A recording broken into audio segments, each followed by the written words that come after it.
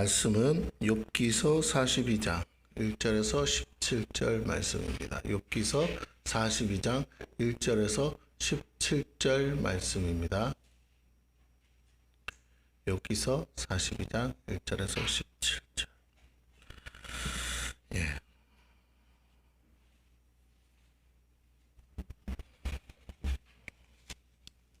우리 5절 말씀 함께 합독합니다. 5절 시작. 내가 주께 대하여 귀로 듣기만 하였사오나 이제는 눈으로 주를 배움나이다. 아멘. 오늘 제목은 욥의 회개라는 제목으로 함께 은혜를 나누고자 합니다. 앞으로 또 하나님께서 새 일을 행하시고 좋은 일들을 주시리라고 믿습니다. 비어있는 모든 자리들도 또 정말 앉을 곳이 없을 만큼 채워주실 것을 저는 확신합니다. 단지 이제 우리의 상황들을 하나님이 자꾸 달아보시는 것 같아요. 그러니까 그 점을 아시고 하나님이 안 계신 게 아니라 하나님이 우리를 때로는 시험하신다. 어떻게?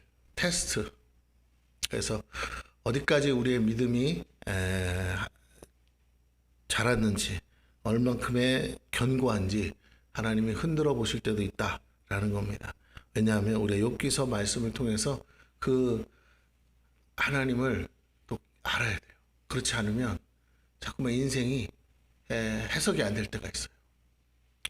우리가 의인도 애매한 고난을 받을 수 있다라는 것을 우리가 욥기서 말씀을 통해서 배운다면 얼마든지 우리 삶이 힘들어질 수도 있고 어려워질 수도 있겠구나.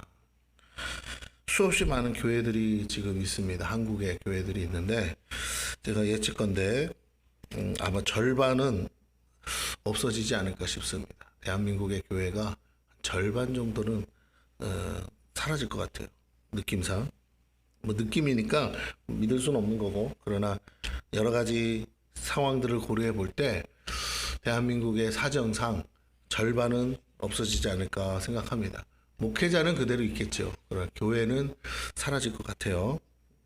그래서 교회 간판이 있어도 교회가 없는 곳도 있잖아요. 그렇죠? 간판을 떼지 않고 그냥 이제 정리해 버리니까.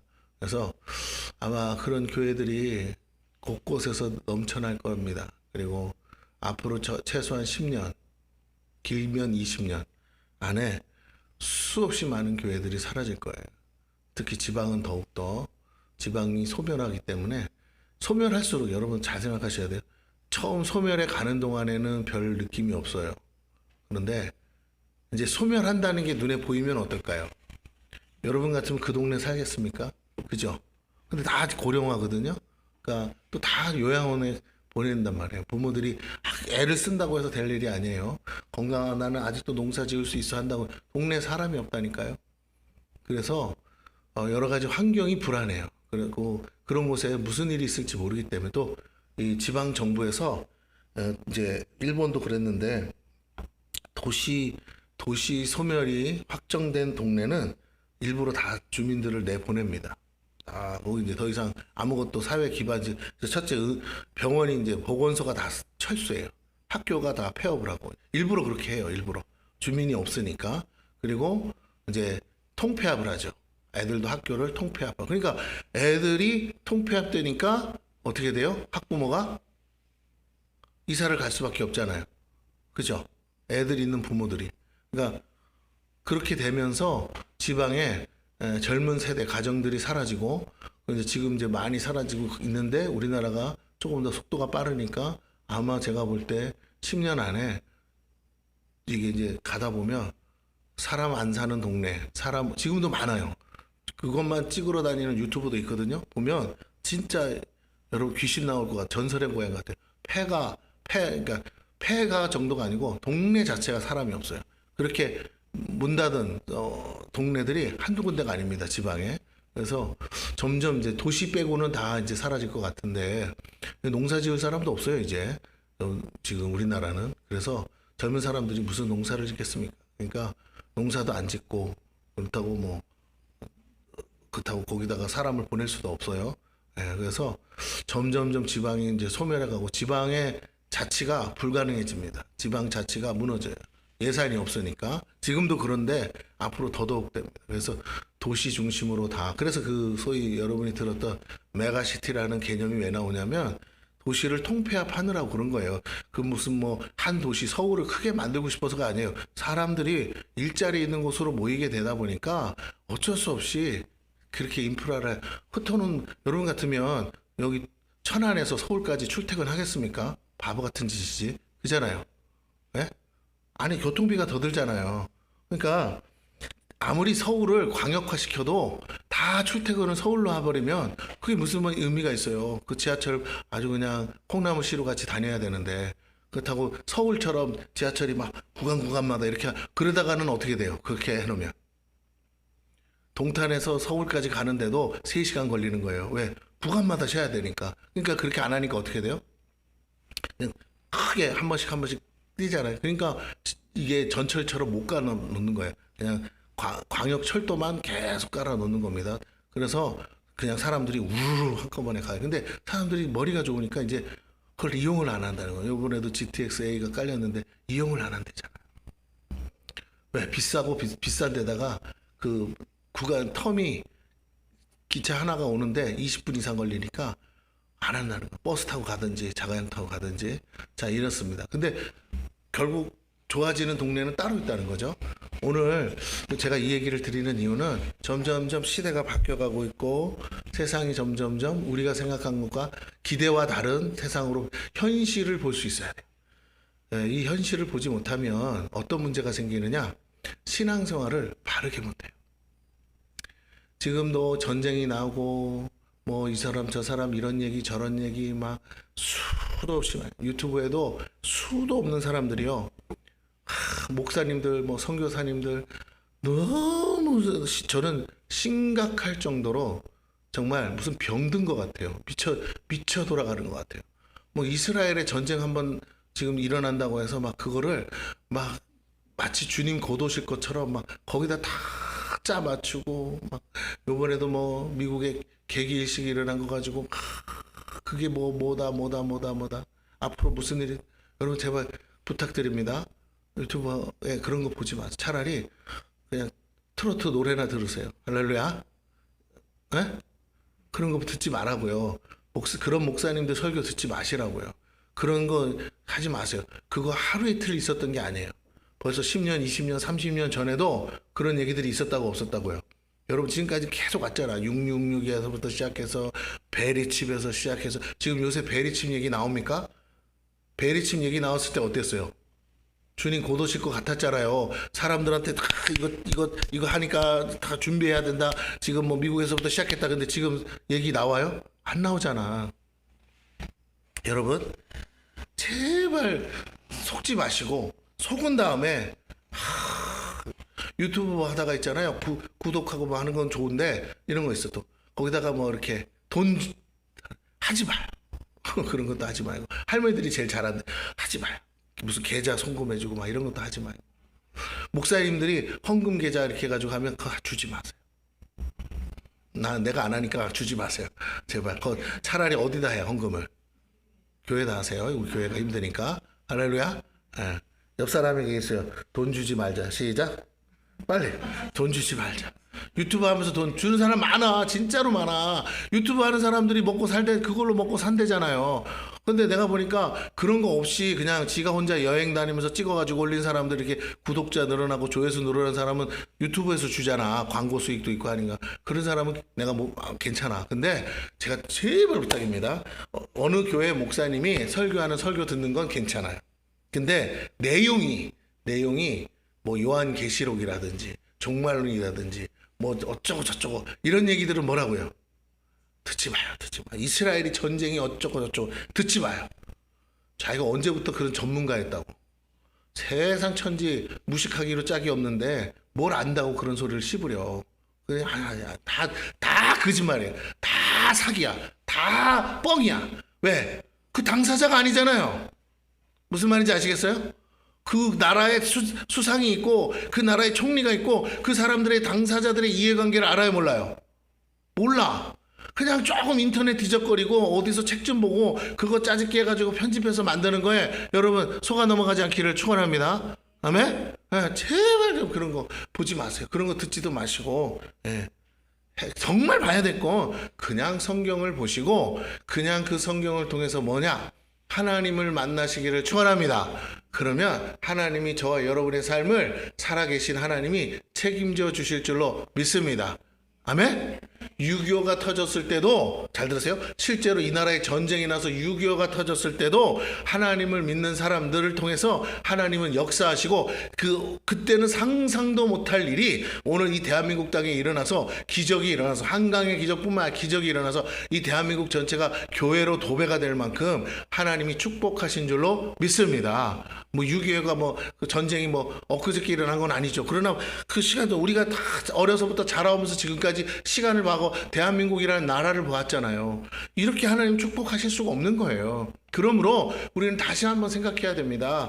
우리가 알고 있는 그런 상식과 지식, 그런 것들이 우리의 삶을 바꾸는 게 아니에요. 그건 잠깐은 재미있을란가 모르지만 여러분이 거기에 끌려다니는 순간 다 망하는 거예요.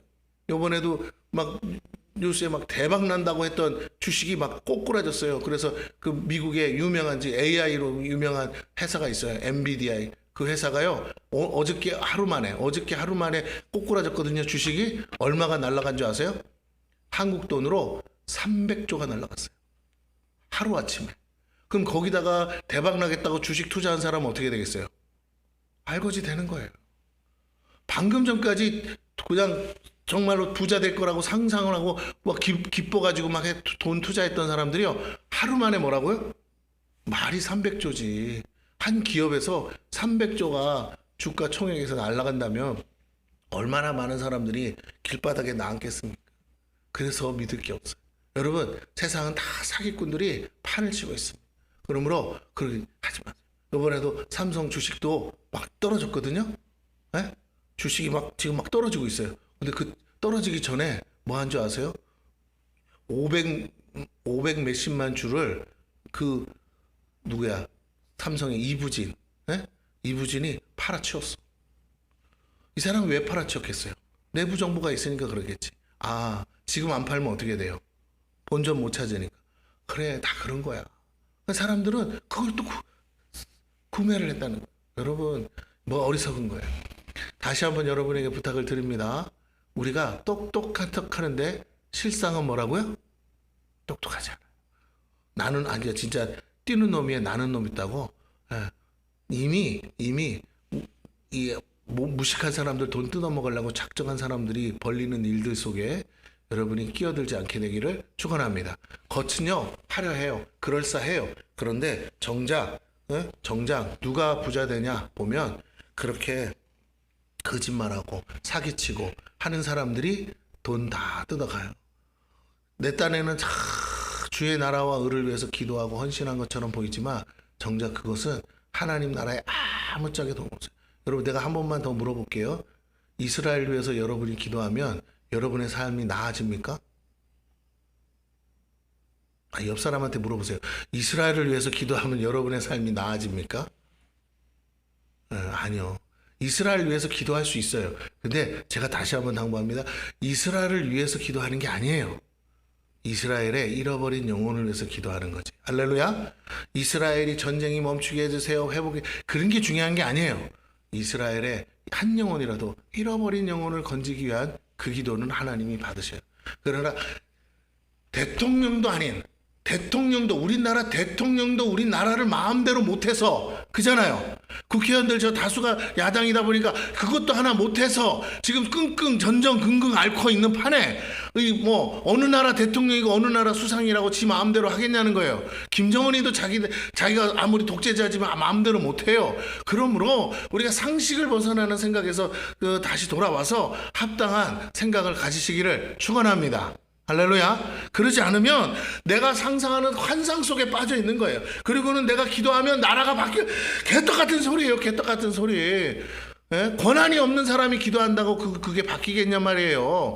내가 기도해야 될 건 대통령의 마음을 바꿔달라고 기도하면 몰라. 나라를 바꿔달라고 해서 될 문제가 아니라는 거예요. 그러면 바꿔야 될 사람이 한두 명입니까? 내가 기도해서 나라가 바뀔 정도면 당신은 여기 있으면 안 되시는 거예요. 맞죠? 옆 사람이 계세요. 여기 있으면 안 되실 것 같은데요? 예? 기도가 그렇게 세냐고, 기도가 그렇게 강력하냐고요. 그런 사람이 혹 있다 하더라도 하나님이 그 사람의 기도를 아무렇게나 시키시겠냐고요. 정말 꼭 필요한 일에만 시키시겠죠. 하나님이 그렇다고 한 사람의 기도를 듣고 일하실까요? 이렇게 크리스찬이 많은데 아니요. 성령은 동일하게 일하는 줄로 믿습니다. 그러므로 우리가 이 시대를 분별할 수 있어야 돼요. 제가 이 욥의 오늘 제목이 욥의 회개인데 얘기를 하는 이유가 있어요. 제발 쓸데없는 소리 하지 마라. 제발 헛소리 하지 마라. 제발 다른 데 신경 쓰지 마라. 네 앞가림이나 잘해라. 너나 잘해라. 할렐루야. 그게 답인 줄로 믿습니다. 아멘. 네, 옆 사람에게 또 한 번 얘기해 주세요. 목사님이 그러세요. 너나 잘하라고. 시작. 빨리 앞에 문장을 다 해야 돼. 자, 앞뒤로 다 해줘. 빨리요. 목사님이 그래요. 너나 잘하라고. 시작. 자, 그러면 이제 본론으로 들어갈게요. 자, 여러분, 오늘 욥의 회개인데 욥이 뭘 회개했느냐를 우리가 깨달아야 돼요. 욥이 회개했습니다. 네, 회개했어요. 욥이 회개했다는 거. 그리고 중요한 건 욥의 세 친구는 회개는 안 했는데 욥의 세 친구가 회개해야 돼요. 회개해야 될 상황이었어요. 그 문제가 뭐였냐라는 거죠. 자, 말씀을 한 구절 더 읽어보겠습니다. 먼저 3절을 봅니다. 3절. 다 같이 읽습니다. 시작. 정말 이치를 가리는 자가 누구니 나는 깨닫지도 못한 일을 말하여 스스로 알 수도 없고 헤아리기도 어려운 일을 말하였나이다. 네. 여러분, 욥이 마지막 42장이 마지막이에요. 하나님이 앞에서 떼잔소리를 합니다. 그리고 욥에게 막 질문해요. 너 어쩌고 저쩌고 그러면서 이제 그 순간 마지막에 욥이 이제 깨갱하고 엎드려서 하나님 앞에 나는데 하나님이 막 하신 말씀에 뭐 대답을 한 게 아니에요. 어차피 모르는 내용이라. 중요한 건 살아계신 하나님이 자기한테 와서 직접 말씀하시는 걸 경험한 거예요. 야, 그 하나님 앞에서 욥이요 이 바닥을 칩니다. 두렵고 떨리고 신 하나님이 진짜 나타날 줄은 모르고 나타나신 거예요. 그 순간 자기의 고통, 자기의 아픔, 자기의 사정 다 아무짝에 쓸모없어요. 하나님 만군의 여호와 하나님이 나타나서 욥을 향해서 계속 질문합니다. 한마디도 대답할 수 없는 말이에요. 왜? 알지도 못하는 내용이고 듣지도 못한 내용이고 자기가 보지도 못한 거예요. 그러므로 도저히 하나님의 질문에 답할 수가 없어요. 자기의 지식으로는 감당할 수 없는 것들이라. 그런데 그러면서 한 고백이 뭡니까? 이거예요. 무지한 말로 이치를 가린 자가 누구니까. 나는 깨닫지도 못한 일을 말하였고 스스로 알 수도 없고 헤아리기도 어려운 일을 말하였나이다. 오늘 이 시대 가운데 수없이 많은 사람이 스스로 전문가라고 자처하지만 정작 아무짝에 도움이 안 돼요. 아무 쓸모가 없어요. 아무것도 해결을 못한다는 겁니다. 많이 아는 게 답이 아니라고 그랬죠. 해결할 수 있어야 되잖아요. 근데 해결을 못한다는 거예요. 오늘 저와 여러분의 문제는 여기에 있다는 겁니다. 우리가 정말 필요한 건 말이 아니라 능력 아닙니까? 아멘? 그런데 능력을 가질 생각은 안 하고 뭐 하냐면 말 어디서 주워 들은 말 저기서 주워 들은 말 이랬대 저랬대 이거래 저거래. 여러분 들을 수는 있어요. 듣는 걸 뭐라고 하겠습니까? 말하는 사람 있으면 듣기도 하겠죠. 여러분 각자 알아서 그러나 중요한 건 팩트가 아니고 사실이 아니라면 주의하셔야 돼요. 잘못하면 그것이 여러분을 망칩니다. 여러분을 속입니다. 여러분을 괴롭혀요. 안 돼요. 여러분 다시 한번 부탁을 드립니다. 정말 하나님의 능력을 받는 저와 여러분 되기를 축원합니다. 돈을 번다면 돈을 버는 능력이 있어야 돼요. 맞습니까? 쭉 하고 일했는데 한 푼도 못 벌어요? 그럼 왜 일을 해요? 그건 할 필요가 없는 거야. 재물 얻을 능력이 필요해. 내가 기도해서 사람이 살아날 수만 있다면 그 능력을 구하세요. 하나님의 능력도 여러분 우리가 좋은 마음으로 하는 거 있어요. 우리가 통하는 마음, 간절한 마음, 하나님 마음 없이 하라고는 안 했으니까 사랑의 마음으로 다 해야 합니다. 그 마음 없이 하는 것은 사랑이 아니니까 울리는 꽹과리 같은 거예요. 그런데 잘 들으셔야 돼요. 마음만 가지고는 안 돼요. 맞습니까? 의사 선생님이 와서 진단해 보면서 아프시겠다, 괴로우시겠다, 고통스럽겠다, 이거 병 오래 가는데 이거 심각한 병인데 그러면 끝이야. 그럼 여러분 병원에 가서 돈 내고 진찰 받습니까? 아니죠. 의사 선생님이 무슨 말을 하냐를 듣고 싶은 게 아니라 의사 선생님한테 뭘 기대하는 거죠? 고쳐달라는 거 아니에요. 나을 수 있냐는 거 아닙니까? 이 약 먹으면 이렇게 하면 낫긴 낫습니까? 그러면 됐죠. 의사 선생님이 왜 이렇게 했습니까? 어쩌고저쩌고 해도 우리가 고분고분 듣는 이유가 뭐예요? 나을 수만 있다면. 왜? 고통스러우니까. 나을 수만 있다면 아이고 의사 선생님이 나한테 잔소리 좀 한다고 무슨 상관이 있겠느냐라는 거예요. 우리가 다시 한번 생각해 봐야 됩니다. 우리가 정말로 이 시대 가운데서 진짜가 돼야지 자꾸만 크리스찬들이요 가짜를 붙잡고 사는 거예요. 맞습니까? 대답들이 없으시네요. 어느 목사님이 그래요. 요번에 우리 장로님 기도했지만 총선에서 저쪽에서 다 좌석을 차지하면 대한민국이 어떻게 된다고요? 공산화되고 뭐가 어쩌고 저쩌고. 그렇게 해서 할머니 할아버지들 주머니를 다 털어먹었거든요. 여러분 그렇게 될 수 있을까요? 정말 그렇게 될까요? 그 사람들이 정말 그러고 싶을까요? 저쪽 사람들이 정말 그렇게 하고 싶을까요? 여러분 사람이요 뭔가 문제가 있어서 반대할 수는 있고 비판할 수도 있어요. 근데 너무 뭐라고요? 극단적으로 가면 듣기에는 시원해. 가려운데 긁어주니까. 근데 나중에는 정신이나 상식에서 벗어나. 그래서 아무 도움이 안 돼요. 여러분 하나님이 살아계셔요. 할렐루야. 맞습니까? 예? 자, 저를 보세요. 하나님이 살아계셔요. 맞습니까? 그런데 그 하나님이 살아계신데 그 하나님이 그렇게 많은 분들이 기도했어요. 뭐라고? 이쪽 동네에서 뭐라고요? 다, 200석 다 차지게 해달라고 하고 동네방네 그 목사님이 누구라고 내가 말 안 하니까 여러분이 알아서 들으세요. 그 목사님이 막 돌아다니고 그 목사님 옆에 또 누구예요? 유명한 장 목사님이라고 있잖아요. 그분도 다니면서 막 그러면서 강단에서 뭐예요? 막 기도해주면 어떻게 돼요? 막 뭐 자빠지고 쓰러지고 막 난리가 나는 거야. 막 그러면서 무슨 당 뭐 거기 어디에 들어야 된다고 그러면서 이번에 막 국회에 들어가야 된다고. 아니 살아계신 하나님이 역사했잖아요. 살아계신 하나님이 기도 들어주실 거 아니야. 살아계신 하나님이 뭐 하셨냐고. 한석도 못 얻었어. 한석도. 그게 벌써 3번째야. 우리가 알지만 전에는 무슨 기독당인가 뭔가 시작해봐서 그러니까 한 번도 국회에 뭐라고요. 그 돈을 쓰고도 내 세상에 그 정도 능력과 그 정도 에너지였으면 교회를 뭐라고요? 무너지는 교회를 살렸겠다. 이 멀쩡한 할아버지 할머니들을 다 싸그리 모아가지고 다 그 교회에다가 갖다 쳐넣게 하더니만 있는 교회도 무너지게 만들더만 결국은 아무것도 얻은 게 없어요. 그러면 어떻게 해야 돼요?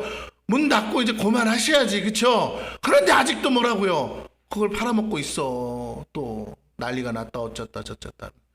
여러분 그런 거 막 유튜브 쳐보고 나 그런 거 속지 않으시기를 바랍니다. 그러지 마세요. 그러지 마세요. 우리 이은감 목사님이 전화가 왔어. 형 속이 상한다는 거예요. 뭐가 벌써 몇 주째 안 나오는 할아버지가 있대.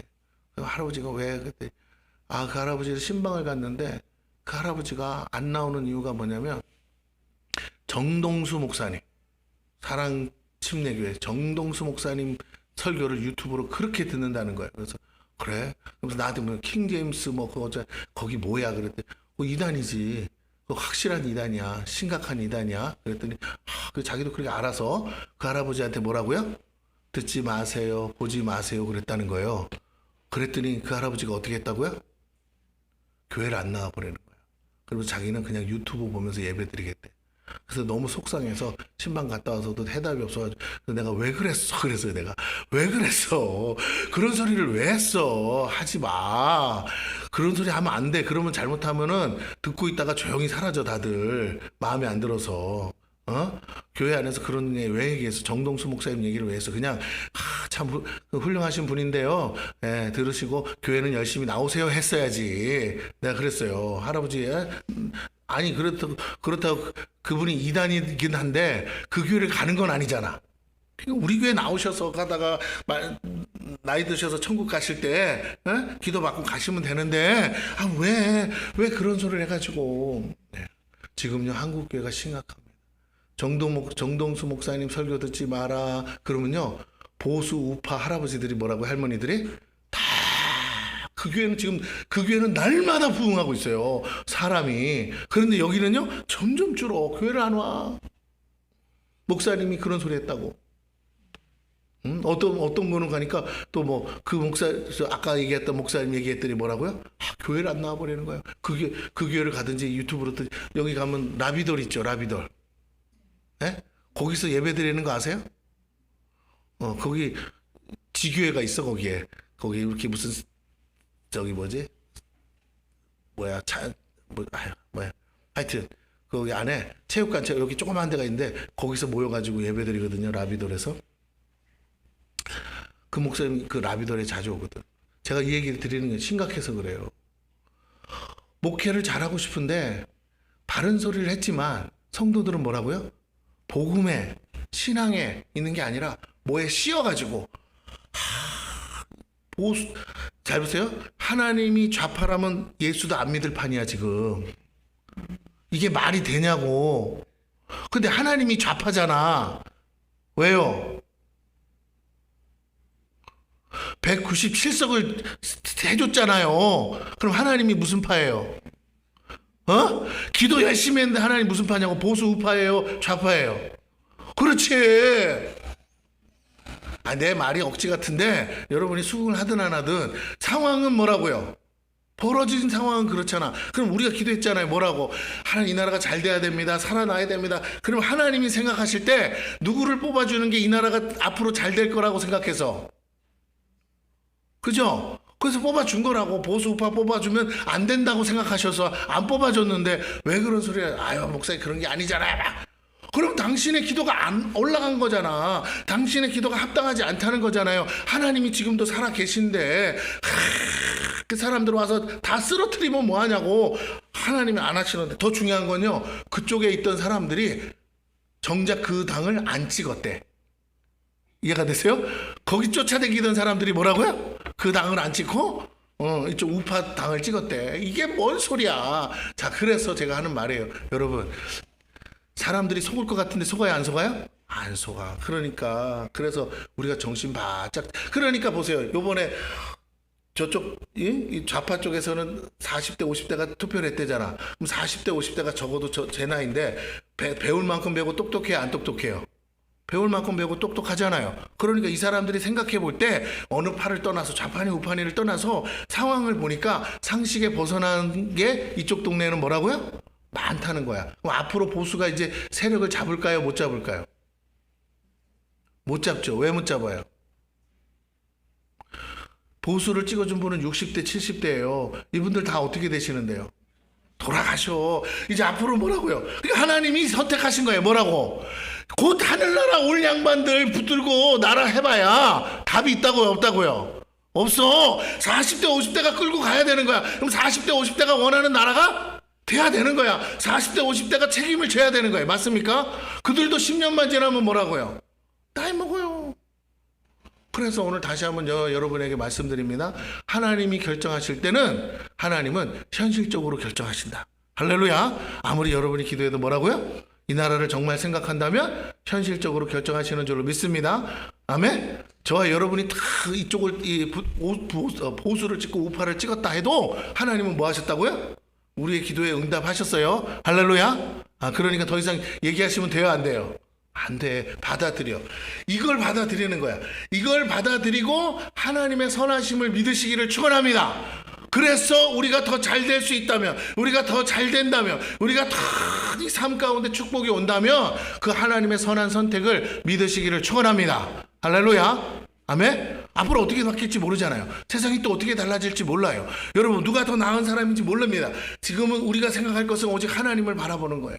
그리고 하나님 안에서 바른 생각을 하시기를 축원합니다. 여기 나온 것처럼 뭐라고요? 이치에 합당하지 않은, 무지한 말로 이치를 가리는 그 사람이 돼서는 안 된다라는 거예요. 자, 말씀을 제가 다시 전하겠습니다.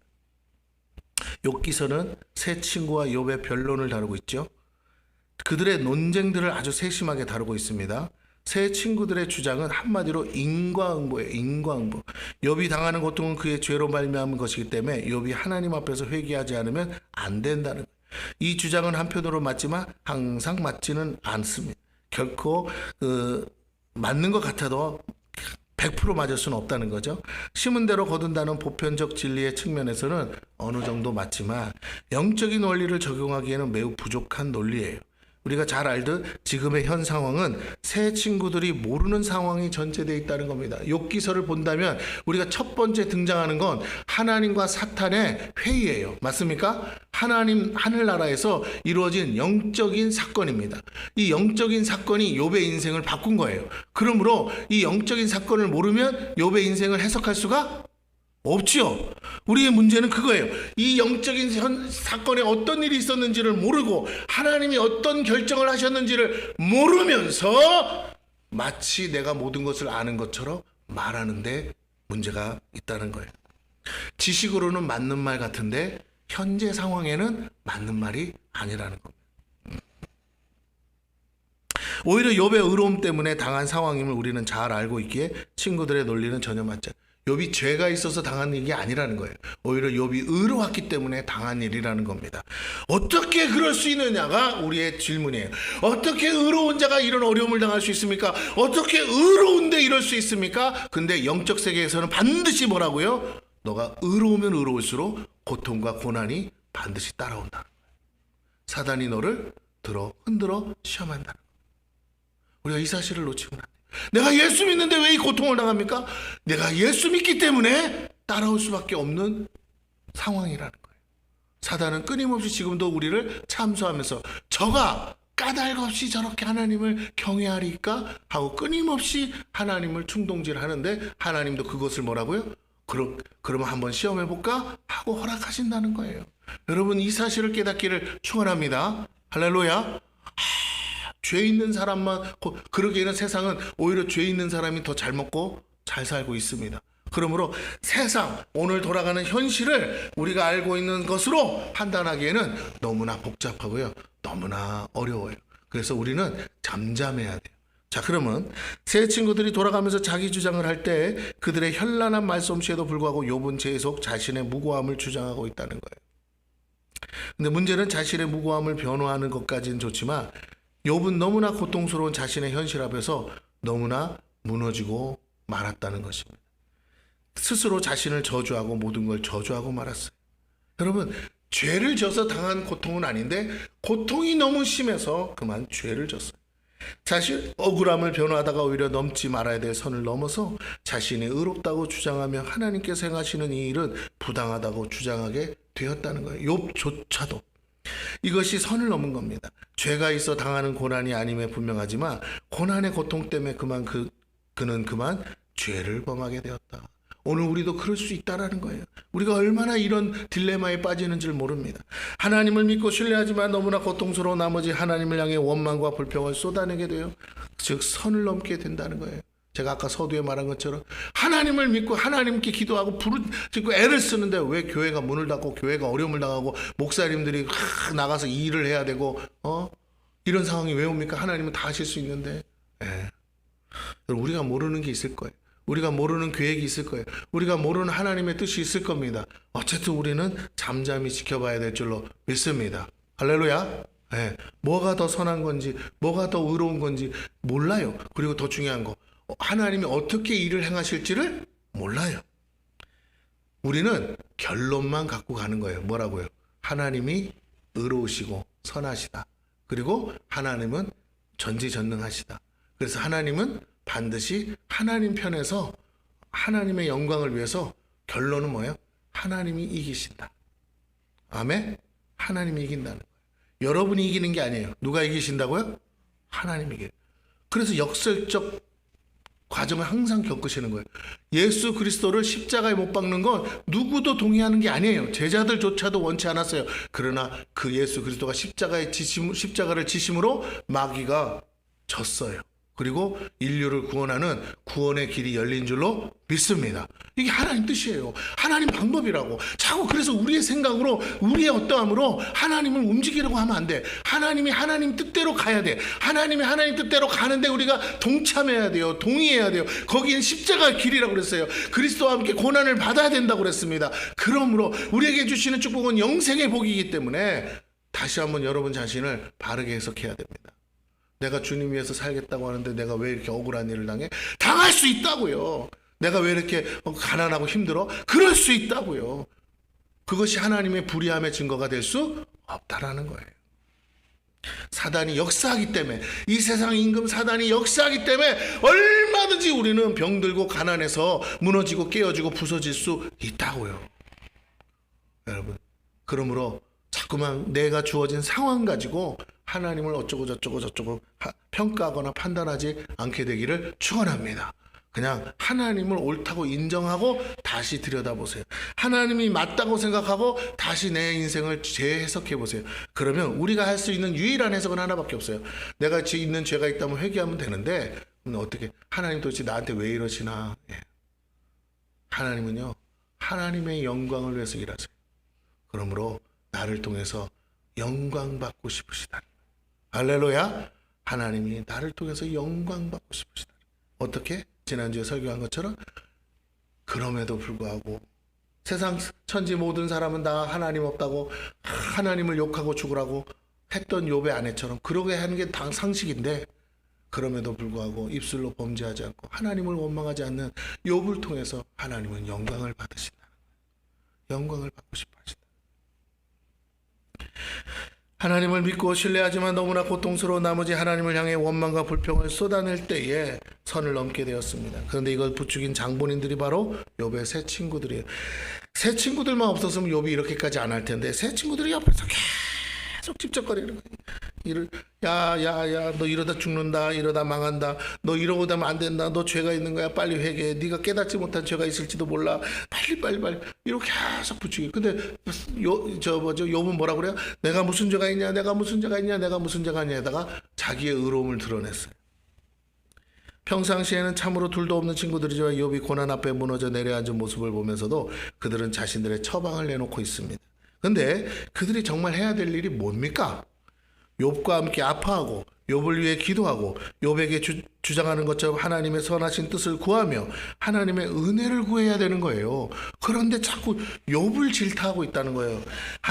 그들은 은혜의 하나님은 알지 못했어요. 그리고 그들이 말하는 논리는 논리적이긴 했지만 사실이 아니었다는 겁니다. 이게 문제라는 거예요. 여러분, 여기 포커스가 있어요. 말은 되는데 사실이 아니라면 어떻게 해야 될까요? 그건 아무 소용도 없는 말이고 엄밀히 말하면 거짓이 되는 거 아닙니까? 진리를 말한다고 말하지만 사실이 아니기에 진리로 거짓말하는 꼴이 됩니다. 우리가 여기에 속아서는 안 돼요. 수많은 이단과 사이비들이 성경을 가지고 자신들의 논리를 증명합니다. 성경은 진리입니다. 그러나 그들의 논리는 사실이 아니에요. 그러므로 그들은 진리의 말씀인 성경을 가지고 거짓말하고 있는 거예요. 진화론은 논리적으로 참으로 진리에 가깝습니다. 하지만 그건 정확히 사실이 아니기 때문에 거짓말이에요. 과학적으로 단 한 번도 증명된 적이 없는 가설이에요. 그럼에도 사람들은 그것을 체계화하고 논리화해서 그 논리 위에 학문의 탑을 완성하려고 합니다. 어느 정도 말은 되긴 하지만 결국엔 사실이 아닌 논리에 입각해서 세운 가설들은 무너질 수밖에 없다는 거예요. 아무리 탁월한 논리도 사실을 이길 수는 없습니다. 증상이 같다고 병이 동일한 것이 아니듯이 우리는 진실을 근거로 상황을 판단해야지 상황을 근거로 진실을 유추해서는 안 된다라는 거예요. 성경의 진리는 귀납적이지 않고 연역적이라는 사실을 여러분 아셔야 돼요. 즉 관찰을 통해서 진실을 알아가는 게 아니고 정답을 가지고 세상을 이해하는 거예요. 하나님 말씀 자체가 이미 선포되었고 그게 정답이에요. 그게 언약입니다. 그래서 성경은 캐논, 곧 자 또는 척도라고 말해요. 성경을 기준으로 세상을 봐야지 세상을 기준으로 성경을 이해하려고 해서는 안 되는 것이에요. 새 친구들의 문제는 자신들의 지식을 가지고 하나님을 이해하려고 했다는 겁니다. 이 상황에서는 아무것도 사실이 아니었고 오히려 욥을 괴롭게 하는 말장난에 불과했다. 그래서 그들도 죄가 있습니다. 즉 거짓을 사실처럼 말한 죄예요. 그리고 욥을 괴롭힌 죄입니다. 친구를 사랑하고 긍휼히 여기지 않은 죄와 그를 위해 하나님께 중보하지 않은 죄였습니다. 하나님의 나라는 말에 있지 않고 능력에 있다는 거예요. 누가 욥을 고쳐줄 거냐는 거예요. 누가 욥을 위해서 기도하면 이 문제가 해결될 수 있냐는 겁니다. 자신들의 말이 아무리 옳아도 욥의 문제가 하나도 나아지지 않는다면 그게 무슨 소용이 있냐는 거예요. 마침내 욥의 마지막 변명 후에 엘리후라는 사람이 욥을 책망합니다. 그 이유는 32장 1절에서 5절에 나와 있어요. 32장 1절과 5절을 봅니다. 여러분 32장 1절과 5절 찾아보세요. 엘리후라는 사람이 처음으로 하는 말이에요. 32장 1절에서 5절 제가 한번 같이 보겠습니다. 같이 읽습니다. 시작.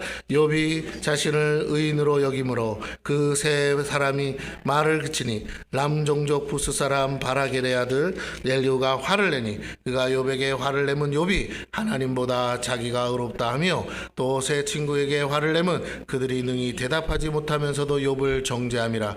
엘리후는 그들의 나이가 자기보다 여러 해 위이므로 욥에게 말하기를 참고 있다가 세 사람의 입에 대답이 없음을 보고 화를 내노라. 예. 엘리후가 화낸 게 뭐예요? 하나님보다 자기가 의롭다는 거야. 하다가 이렇게까지 간 거예요. 선을 넘은 거예요. 여러분, 그래서 제가 늘 강조하는 거예요.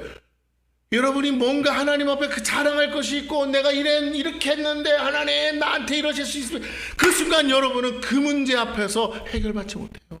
그게 해결이 안 되면요 아무리 기도해도 소용이 없어요. 내가 의롭다는 것 때문에 내가 옳다는 것 때문에 그러기 때문에 이렇게 되는 거예요. 하나님은 마치 내 종처럼 내가 옳기 때문에 무조건 내 말을 들어주셔야 된다. 안 들어주시면 하나님이 아니다. 내가 하나님인지 아닌지를 평가하고 분별하고 있다는 거예요. 이게 말이 되는 소리입니까? 네가 하나님이라고 그래서 하나님 되고 네가 하나님이 아니라고 그래서 안 되는 거라면 그게 어찌 하나님이겠냐는 거예요. 나의 어떠함과 상관없이 하나님은 하나님인 줄로 믿습니다. 하나님이 나를 보고 너가 죄인이냐 의인이냐 판단하시는 거지 내가 어찌 하나님 보고 하나님이십니까 아닙니까 이렇게 판단할 수 있냐라는 거예요. 오늘 우리가 살면서 이런 죄를 얼마나 많이 지는지 몰라요. 작은 그것도 내 의로움 때문에 내 억울함 때문에 끊임없이 하나님 앞에 나와서 씩씩거리면서 하나님 이럴 수 있냐고 네 나한테 이러실 수 있냐고 정말 그거보다 더 해도 괜찮아요. 중요한 건요.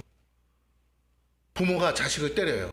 엄마가 나한테 엄마 계모 아니냐고 너 어떻게 나한테 이렇게 때릴 수 있냐고. 지금 부모니까 때리는 거예요. 진짜 계모는 때리지도 않아요. 무슨 말인지 아시겠죠? 오늘 우리가 그래서 뭐라 그랬어요? 너희가 매를 맞지 않으면 너희가 곧 사생하다. 버림받은 거다. 그렇게 되지 않아야 된다. 하나님이 너를 정말 사랑하신다면 어떡한다고요? 고난의 매를 대신다. 성경에도 나와 있잖아요. 오늘 우리가 제대로 성경 말씀을 가지고 이해하면 내 삶이 이해가 돼요. 매를 맞아도 그게 아프지가 않아요. 왜? 사랑해서 때리는 거라. 문제는 내가 깨닫지를 못하니까 자꾸 하나님보다 내가 의로운 척하고 있다라는 하나님과의 관계가 해결이 안 돼도 듣지를 않아요. 하나님이 왜? 네가 아직도 평가하고 있어. 네가 네 기도 안 들어주면 내가 하나님도 안 들어주면 내가 하나님 아니야? 내가 하나님 아니야? 내가 너 안 사랑하는 거야? 너 왜 그러지? 자꾸 하나님 팔짱 끼고 계시다. 오늘 여러분 우리는 낮아져야 돼요. 엎드려야 돼요. 겸손해야 돼요. 하나님의 긍휼을 구해야 돼요. 하나님의 은혜를 구해야 될 줄로 믿습니다. 혹 우리가 의로워서 당한 고난일지라도 뭐라고 기도해야 되냐? 하나님, 내가 생각나는 죄는 없지만 혹 죄가 있다면 용서해 주시고 그러나 주여 나를 어여삐 벗아 이 고난에서 이 고통에서 나를 속히 건져 주시옵소서. 하나님의 뜻이 어디 있는지 내가 알지 못하오나 그래서 내가 참으로 힘이 듭니다. 그러니 하나님의 뜻을 속히 이루시고 이 고통에서 나를 속히 건져 왜냐하면 내가 너무 고통스러워서 잘못될까 두렵습니다. 솔로몬이 뭐라고 그랬어요? 너무 많이 주셔서 죄 지을까 두렵습니다. 너무 가난해서 또 죄 지을까 두려우니 일용할 만큼만 주다. 솔로몬이 그렇게 기도하잖아요. 똑같이 오늘 우리가 너무 많이 가져서 죄 지을 수 있고요. 너무 부족해서 죄 지을 수 있사오니 하나님 나를 이 고난에서 이 고통에서 속히 건져달라고 그렇게 기도해야 될 사람들이 높아지면 얼마나 높아지는지 하나님을 향해서 마치 한 번도 죄 안 지은 사람처럼 그렇게 하나님을 향해서 씩씩거리면서 교회를 다니는 성도들이 얼마나 많은지 몰라요. 오늘 우리가 다시 한번 하나님 앞에 바로 서야 될 줄로 믿습니다. 여러분,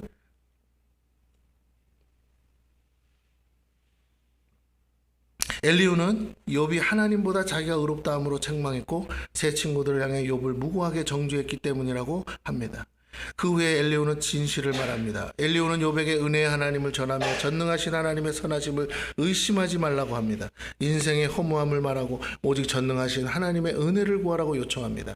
그 후에 하나님께서 친히 나타나사 욥에게 말씀하세요. 뭐라고? 38장 1절에서 3절 찾아보겠습니다. 38장 1절. 하나님이 처음으로 나타나셨어요. 그리고는 말씀하세요. 엘리후가 말이 딱 끝나자마자 같이 읽어봅니다. 38장 1절에서 3절 시작. 그때에 여호와께서 폭풍 가운데서 욥에게 말씀하여 이르시되 무지한 말로 생각을 어둡게 하는 자가 누구냐. 너는 대장부처럼 허리를 묶고 내가 내게 묻는 것을 대답할지니라. 아멘. 우리가 하나님 앞에 처묻는 게 아니라 하나님이 우리에게 묻는 거예요. 그리고 뭐예요? 대답해야 돼요. 대답 못하면 안 돼요. 재판장이 질문하는 거지. 그죠? 피고인이 질문합니까? 아유. 여러분, 오늘 죄인 된 우리가 하나님 앞에서 서 있는 거지 우리가 하나님을 판단하고 정죄하는 게 아니라는 거예요. 근데 인생이 깨닫지 못하고 구원을 받았음에도 아직도 정신을 못 차리고 내가 어디서 구원받은지를 모르니까 자꾸만 하나님을 가지고 하나님 맞아? 아닌 것 같아. 이러면서 내 스스로가 하나님보다 위에 앉아 있다라는 것입니다. 내가 결정해서 믿을 만한 하나님이라면 하나님 아니에요. 여러분이 결정하는 게 아니에요. 여러분이 선택하신 게 아니에요. 하나님이 죄인 우리가 원수 되었을 때 사랑으로 선택하신 줄로 믿습니다. 내가 택함을 받은 거지 내가 하나님을 택한 게 아니에요. 내가 믿고 싶다고 믿는 게 아니라는 거예요. 하나님을 경험하지도 않고 만나지도 않았으면서 머리로 하나님을 이해하고 하나님에 대해 말하는 것처럼 어리석은 게 어디 있습니까? 어느 정도 유추해 볼 수는 있겠죠. 그것은 그저 지식에 불과해요. 지식이 하나님은 아니에요. 하나님과 인격적 만남이 참된 지식이요 사실입니다. 우리는 지식을 말하지 말고 뭐라고요? 사실을 말해야 돼요. 하나님이 어떤 분인지를 말하지 말고 내가 만난 하나님에 대해 말해야 합니다. 나를 찾아오사 만나주신 하나님을 증거해야 돼요. 이것이 사실입니다. 지식을 자랑하다 거짓말할 수 있어요. 하나님이 하지도 않은 것까지 하나님의 일로 포장할 수 있어요. 이래서는 안 돼요. 하나님은 당신이 어떤 하나님이신지를 말씀하지 않았습니다. 오히려 욥에게 물으시면 하나님이 천지를 창조하실 때 너는 무엇을 했냐고 물으세요. 어디 있었냐고 물으십니다. 이것은 한마디로 알지도 못하면서 함부로 떠든다는 얘기예요. 자신의 지식을 자랑하는 순간 우리는 하나님의 은혜에서 멀어질 수 있어요. 우리가 할 일은 크신 하나님을 다 이해하는 게 아니라 믿는 거예요. 그분을 사랑하며 그분을 신뢰하는 것입니다. 그 하나님이 참 신이심을 믿고 찬양하는 것이 사람의 본분이에요. 비록 우리의 주어진 상황이 납득이 되지 않고 이해할 수 없고 매우 불행하고 억울한 것 같아도 그것이 하나님을 죄인으로 만들지 못하고 하나님께 원망할 근거가 될 수는 없다는 겁니다. 내가 억울하다고 하나님이 틀린 것이 아니에요. 내가 불행하다고 하나님이 악한 것도 아닙니다. 이것을 잊지 마셔야 돼요. 내 사정을 말하려다가 하나님을 악한 자로 포장해서는 안 된다는 거예요. 나의 어떠함과 상관없이 하나님은 선하고 인자하시고 의로운 분이시라는 겁니다. 그가 하시는 모든 일이 그래서 옳은 거예요. 그러므로 하나님이 우리를 정죄하시는 것이지 우리가 하나님을 판단하는 것이 아니에요.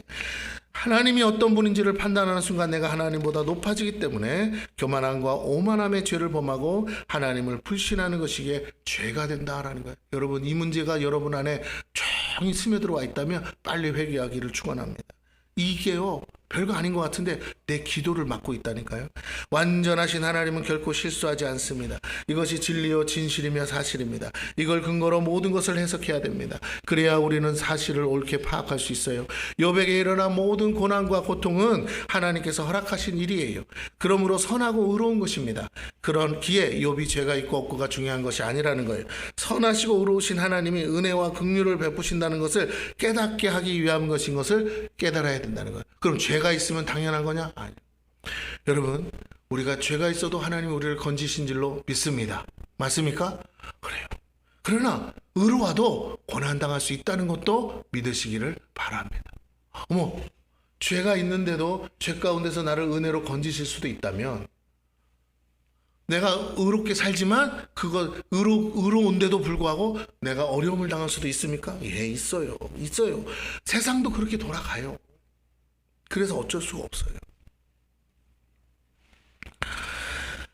자, 가장 사랑하시고 신실한 종을 택하사 그 은혜와 긍휼을 보이시려고 하나님이 고난을 허락하셨다는 겁니다. 그가 하나님을 경외하고 대적하지 않을 것을 이미 아셨기 때문이에요. 그러기에 그를 통해 은혜와 긍휼을 베푸시는 하나님을 보여주고자 허락하신 선하신 하나님의 의로운 일이라는 겁니다. 욥은 자신을 통해 일하신 하나님을 찬송해야 하는 것이에요. 하나님이 만드신 무서운 짐승들을 보고 하나님을 원망하는 것처럼 머릿속은 것이, 여러분 사자를 만드셨다고 하나님을 막 원망했어야 되겠습니까? 우리 새끼가 사자에 물려 죽었다고 하나님을 원망합니까? 그래서 안 돼요. 어떻게 하나님은 하나님 같은 분이 사자를 만들 수 있냐고. 그가 저는 바보 같은 질문이 어디 있냐고요. 자, 다시 한번요. 오히려 그 어마무지한 짐승들을 창조하신 하나님을 찬양해야 돼요. 찬양해야 돼요. 요 욥기서에 보면 그 내용이 나와요. 내가 리어야단을 뭐 만드는데 뭐 어쩌고저쩌고 하면서 막 얘기를 하십니다. 지금은 마치 공룡 같아, 공룡. 그럼 내가 그런 것들을 만들었는데 실제로 용을 있었잖아요, 그렇죠? 멸종됐지만 지상에 용들이 있었는데 이것들을 내가 만들었는데 사람 입장에서 무섭죠, 두렵죠. 그러나 하나님은 그것을 멋지게 만드셨다는 거예요. 하나님의 위대한 걸작품이었다고 하나님이 친히 하나님 스스로 자랑하고 계시다니까요. 내 입장에서 불리하다고 손해가 된다고 해서 그 일을 행하신 하나님을 악하다고 말하는 건 내가 하나님보다 더 선하고 의롭다고는 전제가 깔려 있는 거 아니겠습니까? 그러기에 하나님이 하신 일을 내 입장에서 옳다 그르다 판단하는 것이 원망과 불평은 자신이 우상되고 하나님 되는 교만의 죄입니다. 사단이 저지른 죄예요. 우리는 비록 고통이 따르더라도 하나님의 선하신 뜻을 믿고 순종해야 된다라는 것이 입술로 범죄해서는 안 되는 거예요. 입술로 범죄해서. 진실하신 하나님을 거짓말로 속이는 죄입니다. 선하신 하나님을 악하다고 말하는 거예요. 결단코 내가 세상의 기준이 되어서는 안 됩니다. 그러기에 나의 불행이 모두의 불행이 아니라는 거예요. 내가 행복한 것이 모두의 행복이 될 수 없듯이 말이죠. 우리는 이기적인 사고에서 벗어나 객관적인 하나님을 볼 수 있어야 돼요. 나를 위해 일하시는 하나님에서 벗어나 온 우주와 인류를 위해서 일하시는 하나님을 바라봐야 됩니다. 그래서 내 편에서 하나님을 이해하지 말고 하나님 편에서 세상을 이해해야 돼요. 그것이 합당한 접근이고 성경이 우리에게 보여주고 싶은 하나님이시에요. 드디어 욥은 그 하나님으로부터 참된 하나님을 보았고 들었습니다. 그제야 자신이 얼마나 무지한 자임을 깨닫고 회개하기 시작합니다. 우리도 욥과 같이 무지한 말로 이치를 가리는 자가 돼서는 안 됩니다. 그럴 시간에 실제하신 하나님을 인격적으로 만나는 게 더 우선돼야 돼요. 함께 말씀을 통해 살아계신 하나님을 만나기를 축원합니다. 우리 1절에서 3절 볼까요? 욥이 여호와께 대답하여 이르되 주께서는 못하실 일이 없사오며 무슨 계획이든지 못 이루실 것이 없는 줄 아오니 무지한 말로 이치를 가리는 자가 누구니까? 나는 깨닫지도 못한 일을 말하였고 스스로 알 수도 없고 헤아리기도 어려운 일을 말하였네. 욥이 드디어 하나님 앞에 회개합니다. 하나님은 전지전능하신 하나님이심을 고백하고 있어요. 그리고 자신의 무지함을 고백하고 부끄러워하고 있습니다. 우리 모두가 이 부분에서 다시 시작해야 됩니다. 깨달아야 돼요. 4절에서 6절입니다. 내가 말하겠사오니 주는 들으시고 내가 주께 묻겠사오니 주여 내게 알게 하옵소서. 내가 주께 대하여 귀로 듣기만 하였사오나 이제는 눈으로 주를 배움나이다. 그러므로 내가 스스로 거두어드리고 티끌과 재 가운데서 회개하나이다. 제가요 여러분에게 어떤 짐승에 대해서 설명을 아무래도 여러분 머릿속에는 내가 설명한 그 그림이 나오질 않아요. 그 얘기만 듣고 상상할 뿐이야. 근데 실제로 그 짐승을 데려다 놓으면 그때 여러분이 무슨 반응할까요? 에? 내가 말을 했는데 말한 데 모습과 뭐라고요? 실제가 다르다는 거예요. 아, 목사님 왜 그렇게 설명을 해요? 그러니까 내가 그렇게 상상을 했지. 네. 그래요. 내가 표현할 방법이 없어서 설명한 것 뿐인데 실제랑은 많이 달라. 엄청 달라. 마찬가지. 머리로 신앙생활하는 자와 가슴으로 신앙생활하는 자의 차이가 너무나 큰 겁니다. 근데 거기서 더 나아가 마음으로 신앙생활하는 것에서 영으로 신앙생활하는 데까지 나아갈 때 우리는 진정한 영의 세계를 경험하게 되고 우리에게 보이지 않는 세계가 있고 그 가운데 일하시는 하나님을 배울 수 있게 된다라는 거예요. 여러분 잘 기억하셔야 돼요. 우리가 아는 것이 전부가 아니에요. 영의 세계가 있습니다. 내 눈에 보이는 것만을 믿는 게 아니라 보이지 않는 것까지 믿을 수 있는 4차원의 믿음이 있어야 돼요. 그래야 진정으로 겸손하고 진실을 깨달을 수 있어요. 영적 세계의 눈이 열린 사람의 특징은 하나님께 회개하며 낮아져서 하나님 앞에 바로 선다는 것입니다. 7절에서 우리 8절 보겠습니다. 여호와께서 욥에게 이 말씀을 하신 후에 여호와께서 대만 사람 엘리바스에게 이르시되 내가 너와 내 두 친구에게 노하나니 노하신대요. 저희들 노하신데 뭐 하는 사람? 지식으로 막 자기 자랑하는 사람은 이는 너희가 나를 가리켜 한 말이 내 종 욥의 말같이 옳지 못함이니라. 그런즉 너희는 수소 7과 순양 7을 가지고 내 종 욥에게 가서 너희를 위하여 번제를 드리라. 내 종 욥이 너희를 위하여 기도할 것인즉 내가 그를 기쁘게 받으리니 너희가 우매한 만큼 너에게 갚지 아니하리라. 이는 너희가 나를 가리켜 말한 것이 내 종 욥의 말같이 옳지 못함이라. 여러분 이거예요. 막 떠드는데 다 맞는 말 같은데 하나님이 들으실 때는 욥의 말보다도 옳지 않다는 거예요. 욥은 뭐라고요? 나는 하나님 앞에 잘못한 거 없는데 내가 왜 이러는지 난 모르겠어요. 하나님 왜 이래요? 나 좀 죽여주세요. 이거밖에 없잖아. 그런데 욥의 말보다도 옳지 않다고 하셔요. 오늘 우리가 하나님 앞에 그렇게 설 수 있습니다. 세 친구의 죄는 그들의 말이 의롭지 않은 데 있어요.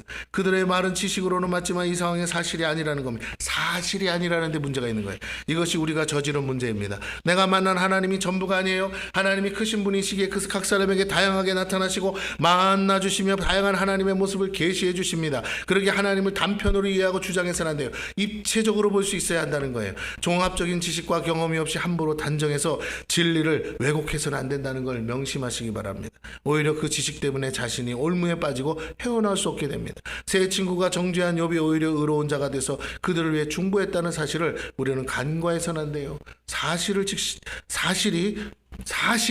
지식을 이깁니다. 9절에서 11절을 봅니다. 이에 대만 사람 엘리바스와 수아 사람 빌닷과 나아마 사람 소발이 가서 여호와께서 자기들에게 명령하신 대로 행하니라. 여호와께서 욥을 기쁘게 받으셨더라. 하나님이 욥만 기쁘게 받으신다는 거예요. 욥이 그의 친구들을 위하여 기도할 때 여호와께서 욥의 공경을 돌이키시고 여호와께서 욥에게 이전 모든 소유보다 갑절이나 주시냐. 야, 여기서 놀라운 비밀이 있어요. 자 보세요. 이 10절 말씀은 여러분이 별표를 쳐야 돼. 영적 원리입니다. 욥이 뭐라고요? 욥이 하나님이 보실 때 의로운 자예요. 스스로 의로운 자가 아니고 하나님이 보실 때 의로운 욥이 그 의롭지 않은 친구들을 위해서 뭐 했어요? 기도할 때 중보했더니, 잘 보세요. 중보했더니 그들은 당연히 죄사함 받았겠죠. 중보했더니 여호와께서 뭐라고요? 욥의 공경을 돌이키셨다. 이게 해답이 여기 있어요. 아하! 은혜를 받고 싶은 사람은 다른 사람에게 뭐라고? 은혜를 베풀어야 되는 것이다. 지가 옳다고 떠들었어도 욥이 뭐하다고? 하나님 저들을 알지 못해서 그랬나이다. 불쌍히 여겨 주시옵소서라고 말했을 때 욥의 공경이 풀렸다는 거예요. 그러면 오늘 우리도 마찬가지예요. 우리에게 뭐라 옳다고 하는 사람들, 그들을 향해서 중보할 때 우리의 삶이 회복이 되고 하나님이 뭐라고요? 그 다음에 욥에게 이전 모든 소유보다 갑절이나 회복과 축복이 일어나고 있습니다. 회복과 축복이 일어나요. 그 뒤에 11절에는요 관계 회복이 일어나고 부흥이 일어나요. 11절 이에 그의 모든 형제와 자매와 이전에 알던 이들이 다 와서 그의 집에서 그와 함께 음식을 먹고, 회복이 되고 나니까 다 몰려옵니다. 여호와께서 그에게 내리신 모든 재앙에 관하여 그를 위하여 슬퍼하며 위로하고, 그제서야 제대로 하는 거예요. 제대로 각각 캐시타 하나씩과 금고리 하나씩을 주었더라. 이게 올바른 모습이죠. 네. 욥의 기도를 받으시는 것을 통해 욥의 의로움을 하나님이 인정해 주시고 인생의 재판관은 하나님이심을 나타내십니다. 그러므로 우리가 정죄하고 판단해서는 안 돼요. 그것은 전적으로 하나님 몫입니다. 우리는 끝까지 중보하며 지켜봐요. 그래서 하나님이 원수 갚는 것은 하나님 몫이라고 한 거예요. 절대로 우리가 원수를 정죄해서는 안 된다는 겁니다.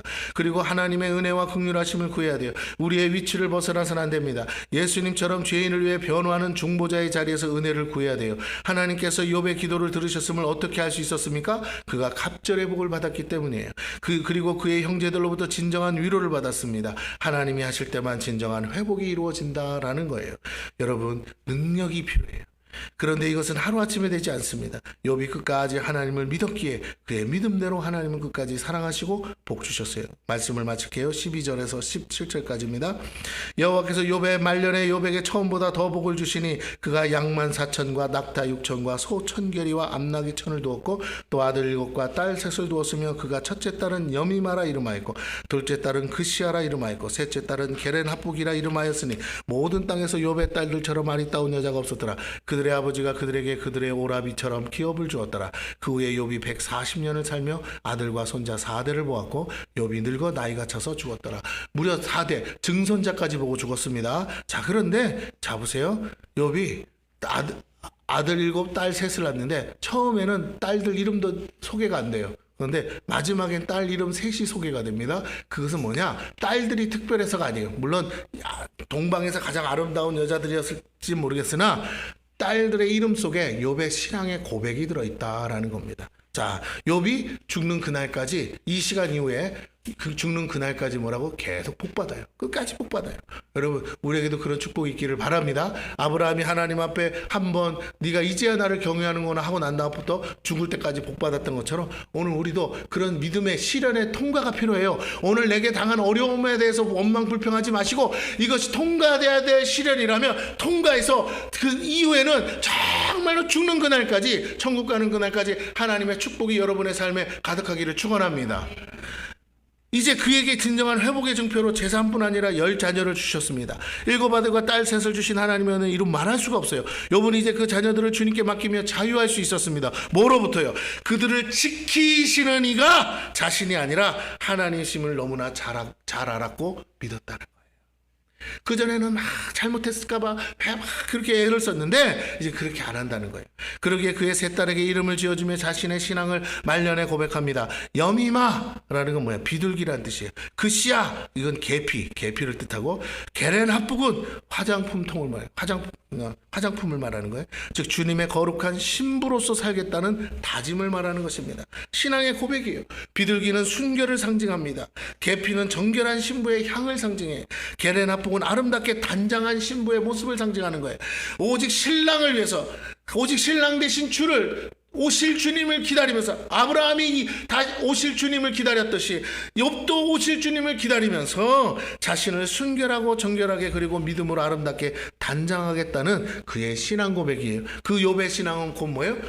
이 당시는 초림이니까 초림신앙, 재림신앙을 가지고 오늘 마지막 때도 어떤 신앙이 필요해요? 다시 오실 주님, 정말 재림의 신앙을 우리가 가지고 살아야 될 줄로 믿습니다. 그는 이후 4대를 보고 죽었습니다. 고난을 통과한 자의 축복은 너무나 복되고 아름다워요. 오직 주만 바라보는 믿음입니다. 그는 이제 자신과 자녀들을 바라보지 않고 오직 자기를 복주신 하나님의 은혜에 감격하며 치유하시고 회복하신 하나님만 바라봤어요. 자기가 죽을 것 가운데서 살아난 걸 경험하고 나니까요, 자식들이 좀 잘못한다고 그래서 그거 아주 힘들지가 않아요. 왜? 언젠가 또 때가 돼서 하나님이 만져서 건지시면 되니까 하나님을 믿기 시작하는 거예요. 욥의 회개는 자신을 의롭다고 생각하고 또한 의롭게 하려고 수고한 삶에 대한 회개였어요. 하나님을 머리로만 알았던 것에 대한 회개였습니다. 인격적이신 하나님을 친밀하게 만나지 못한 회개였어요. 나의 의로움보다 더 중요한 것이 하나님의 영광이라는 것을 깨달았습니다. 선하시고 의로우신 하나님을 온전히 믿고 그분의 은혜 아래서 의롭다고 인정하시는 하나님의 긍휼을 구하는 삶이 참된 삶인 것을 깨달았어요. 죄인인 우리는 결단코 자랑할 것이 없고 오직 택하신 하나님만이 유일한 자랑이며 찬송임을 깨달았습니다. 저와 여러분도 그렇게 깨닫고 혹 어떤 고난과 어려움 속에 있더라도 좋으신 하나님을 끝까지 믿으시는 저와 여러분 되기를 축원합니다. 욥의 회개는 우리의 회개예요. 욥이 만난 하나님은 우리가 만날 하나님이고 동일한 하나님을 이후로도 경험하기를 축원합니다. 마지막으로 간증하자면 우리 아버지가 폐병 들어서 누웠을 때 온 가족과 일가 친척이 한 번씩 왔다가 다 나중에는 욕을 하고 돌아가요. 우리 엄마가 예수 믿어서 그렇다고. 교회에서 목사님도 오고 성도들도 왔는데 너무 오래 병원에서 앓다 보니까 사람들이 이제는 관심을 갖지 않아요. 알아주도 안 해요. 오히려 그냥 불쌍한 게 아니라 이런 거 있잖아요. 뭔 죄가 저렇게 많아서 뭐 이런 거 있잖아요. 이런 눈으로 보는 거예요. 엄마가 너무 가슴이 아프고 힘든 거예요. 처음에는 다 그렇게 뭐 위하는 것처럼 했는데 나중에는요 다 등을 지는 거예요. 기도도 안 해줘요. 그냥 보면 알잖아요. 그래서 그냥 혼자서 그러면서 하나님만 붙들 뿐이 없으니까 하나님만 바라보죠. 그래서 우리 엄마가 선택한 건 뭐냐면 극동방송 들으면서 말씀 붙드는 거예요. 그리고 내가 매일 감사하리라. 그러면서 아침부터 저녁까지 눈 뜨면서 눈 감을 때까지 뭐 하냐면요. 계속 다니면서 감사. 하루에 감사 1000번 하는 게 목표였대요. 그러면서 감사. 새벽에 가서 기도하고 감사. 또 모란시장 가서 개고기 사다가 아버지 먹이면서 감사. 그런데도 안 나. 나중에는 마지막에 열이 40도까지 올라가요. 의사가 와서 각서를 쓰라고 그러고. 그거 썼어요. 그런데 그날 밤에 주님이 오셔서 주의 의로운 손으로 만지실 때 치유가 일어나고 회복이 됐습니다. 의사도 말해요. 포기각서를 썼는데 나아버렸거든. 그러니까 아버지가 또 그 간증을 병원에서 하거든요. 그러니까 그러면서 우리 아버지가 이제 퇴원을 하셨어요. 퇴원을 했는데 먹고 살 길이 없어. 그런데 이제 삼양동에 살다가 어디로 가셨냐면 마석으로 가셨어요. 여기 재개발된다고 쫓겨나가지고 마석으로 다스려가는 그 돼지우리 같은 곳에서 사시는데 문제는 뭐냐 거기서 일을 할 수가 없으니까 그거 살고 있는데 두 부부가 제가 이제 군대에서 제대할 때까지 매같이 말씀 펴놓고 예배드리는 그 가정에서 매같이 두 부부가 찬양하고 말씀 보고 하는 그러고 있었더니요 제가 제대하고 났는데 우리 아버지가 갑자기 연락이 와서 경비 자리가 났어요. 솔직히 경비를 할 수도 없어요. 근데 사회복지사가 연결을 해줘가지고 경비 자리를 알려줘서 경비를 쓰게 되셨어요. 그러면서 가정이 회복되기 시작하고 또 산재도 받게 되고 그러면서 회복이 돼서 다시 삼양동으로 임대 아파트로 이사를 갈 수 있게 됐어요. 그 기간이 무려 5년이에요. 자식도 신학교 간다고 그래가지고 돈 벌어다 줄 줄 알았더니 신학교가 목사 된다고 그래가지고 또 한 번 절망하셨는데 하나님 바라봅니다. 그래서 그때 돌아가셨어야 될 양반이 뭐라고 지금까지 살아계셔. 여러분 이해할 수 없고요. 해석이 안 돼. 근데 그냥 하나님을 믿고 의로우신 하나님뿐만 아니라 은혜가 풍성하신 하나님을 믿고 붙들고 있으면 우리가 죄가 있으면 어떻고 없으면 어떻고 억울하고 불편하고 그랬더니요. 나중에 다 고쳐서 회복해서 갔더니 다들 달리 보더래요. 이야 믿음이 최집사 믿음이 승리했다. 죽은 남편 살렸다. 그러면서 다들 달리 보고 다르게 대우하더라는 거예요. 여러분 다시 한번 부탁을 드립니다. 마지막까지 승리하는 자가 이기는 자인 줄로 믿습니다. 여러분의 믿음을 끝까지 지키세요. 그리고 흔들리지 마세요. 여러분의 하나님은 정말 신실하신 하나님인 것을 믿으시기를 축원합니다.